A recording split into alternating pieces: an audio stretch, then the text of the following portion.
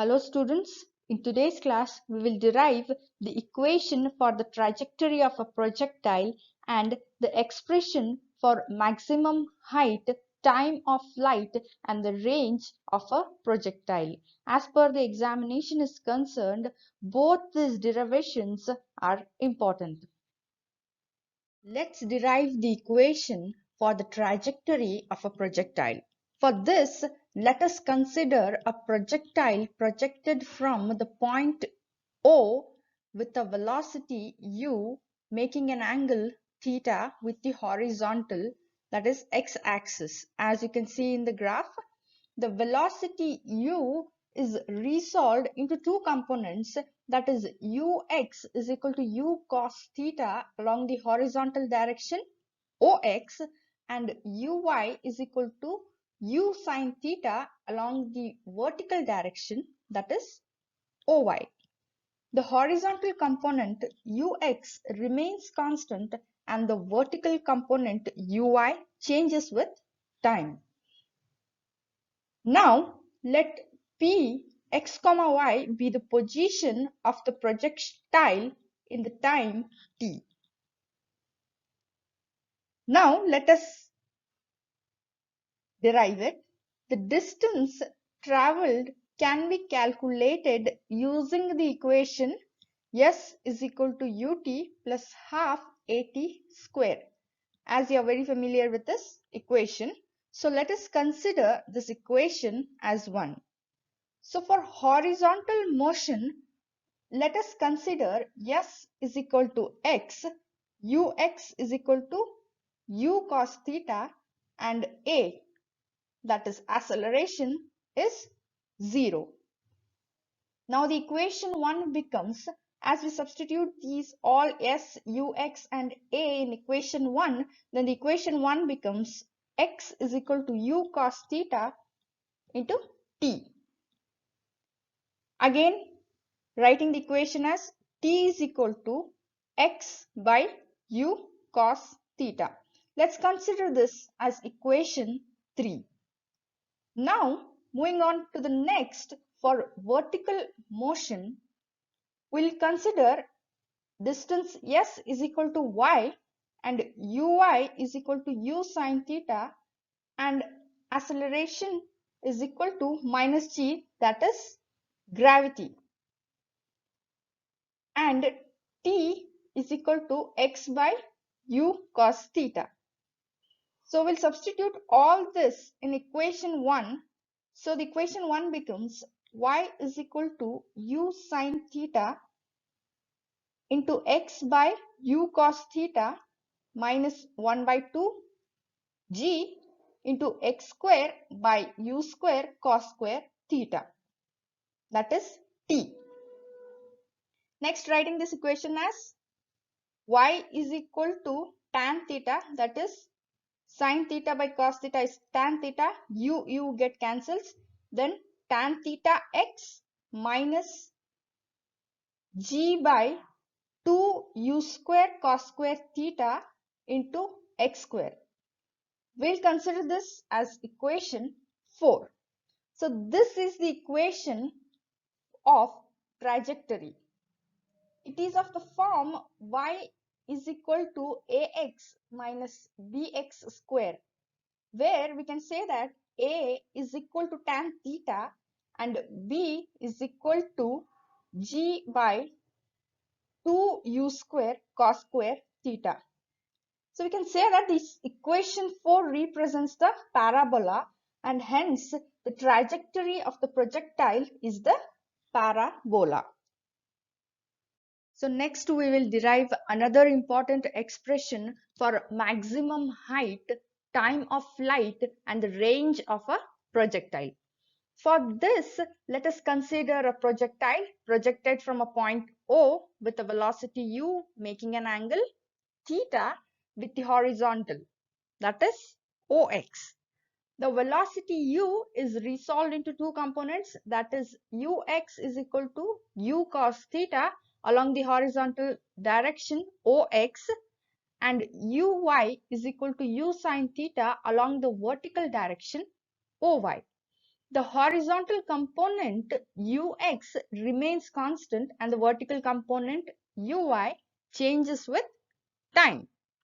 Now, first we will solve for the maximum height. The maximum vertical distance traveled by the projectile can be calculated using the equation Vy square is equal to Uy square plus 2As. You are very familiar with this equation as we have derived in this previous chapter, motion in a straight line. Now, for the vertical motion, that is for the maximum height, we will consider Vy is equal to 0, Uy is equal to u sine theta, and acceleration A is equal to negative gravity, that is minus g, and yes, we will consider it as a maximum height, that is h. Now the equation 1 becomes, by substituting all this, now the equation 1 becomes 0 is equal to y0, Vy is equal to 0. So 0 is equal to substituting uy square, u square sine square theta minus 2gh. Next, taking 2gh to this side, so it will be positive. 2gh is equal to u square sine square theta. Now we have to find the maximum height, that is h. So the equation becomes h is equal to u square sine square theta divided by 2g. We'll consider this as equation 2. So this is the equation for the maximum height. Moving on to the next one, that is time of flight.